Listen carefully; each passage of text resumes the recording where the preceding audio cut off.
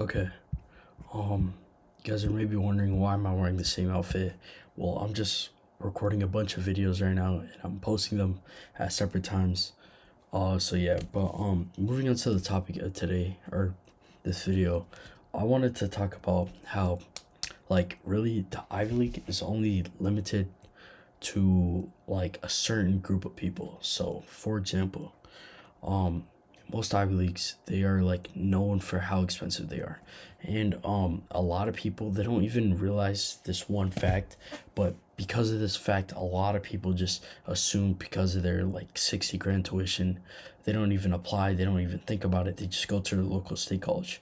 And that is and the thing that like basically is holding them back from going to the school is a lot of people could qualify for their aid and they don't actually realize the financial aid that like certain T20s and Ivy Leagues offer, or most I think all Ivy Leagues like Stanford, MIT, things like that, they all offer like really good aid. And that essentially if your family makes under 100K, you don't have to pay a single penny to go to college. And if you make under 200K, you get tuition paid off, but or like tuition for free, but you still have to cover like room, board, things like those other fees that are part of or that come and calculate the cost of attendance.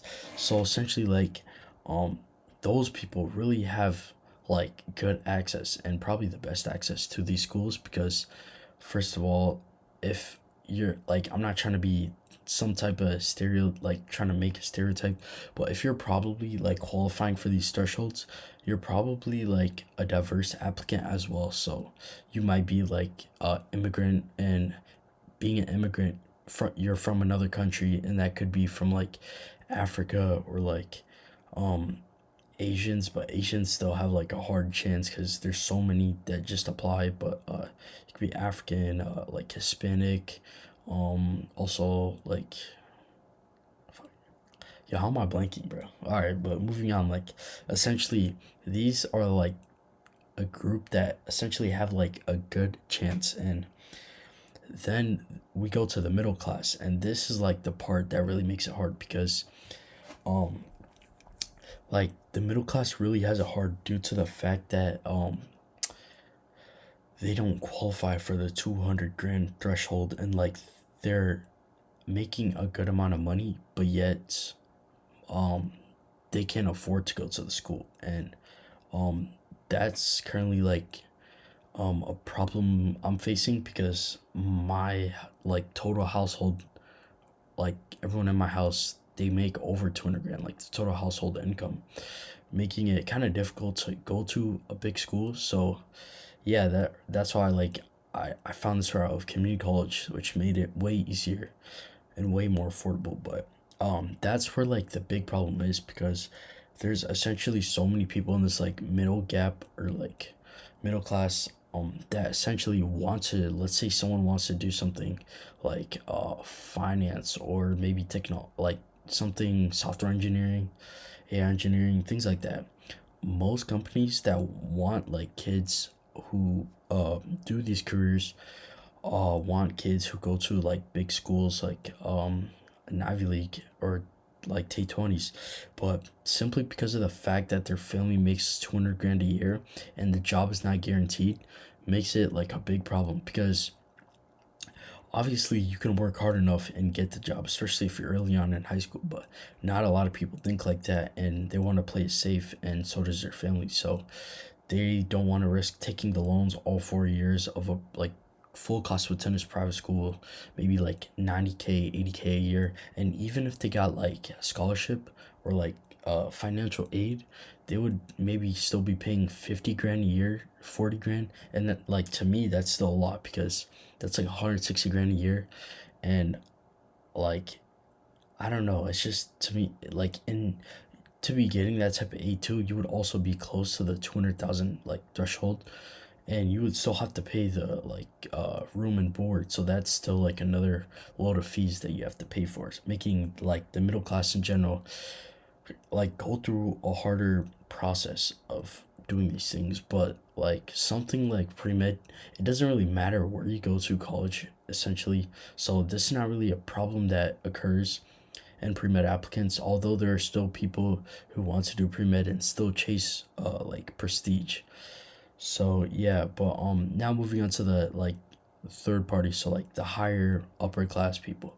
These people have it easy because they can simply just have parents that have generational wealth and literally just pay for their tuition right away.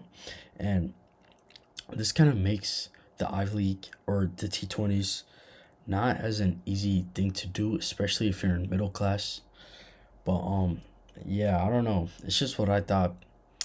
There's probably still a lot of people who, like me personally, I thought, oh, I'm gonna go to a T20 one day, Ivy League, out of high school, things like that, right?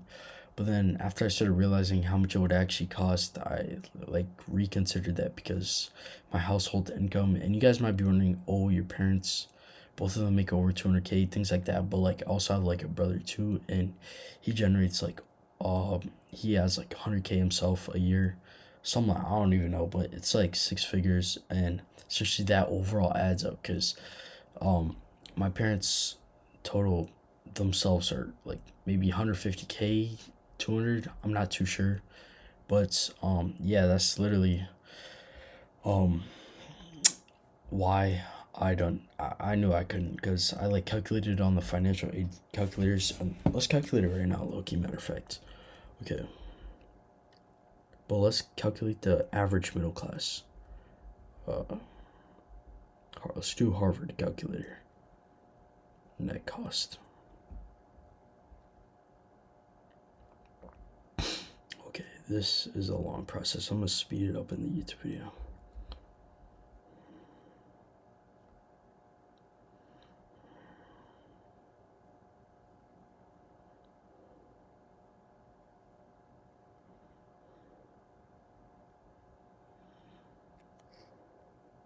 Okay, but like that was kind of too long. I'm not gonna do all that. But essentially, there's a process where they calculate your household income, and that having a sibling in the house makes it kind of harder.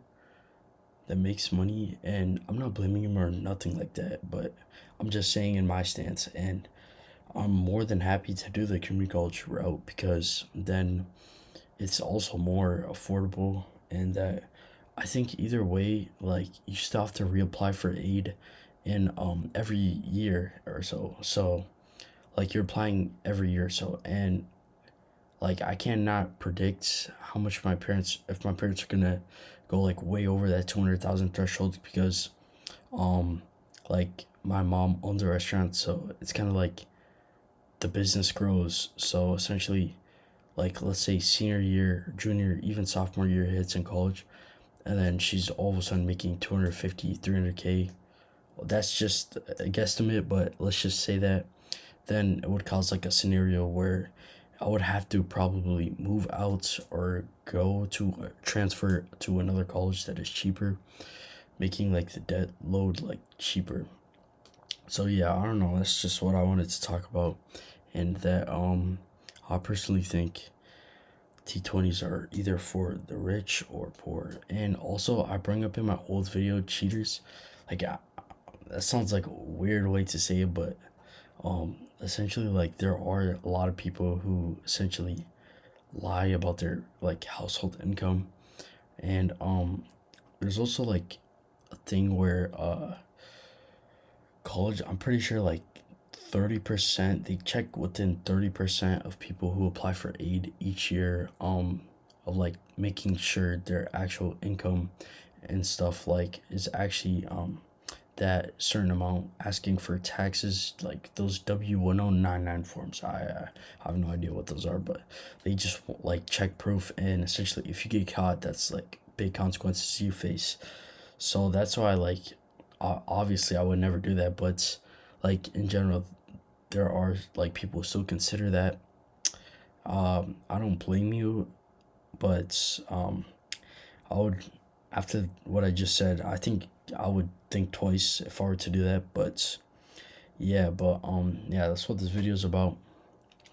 Hopefully this hits the algorithm and YouTube page and blows up, bro. But other than that, yeah, see you guys in the next video.